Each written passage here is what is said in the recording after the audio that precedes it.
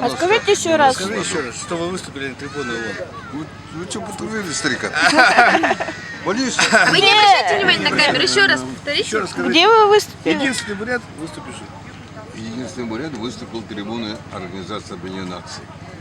А как это было? В каком году? В 90-м году был форум международных неправительственных организаций. И вот я там, как заместитель генеральный секретарь Азиатской буддийской конференции «За мир», вот я рядом с Далай-ламой поработал почти 15 лет.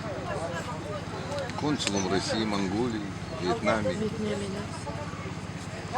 Ну, обычно я в школе выступал в своей золге, говорил так, все собрались ученики, ну, бывшие выпускники. Я говорю, вот я посетил 28 стран мира, выступил в трибуне ООН, видел красивейшие города мира, посетил знаменитые музеи мира, видел прекрасных женщин, как Деми Мур в Голливуде и Брижит Бардо. Но красивее, роднее, милее, чем мой родной Мухрушебиль, нет на свете ничего. Хлопай! Я нашел себе такую глазейку, понравится землякам.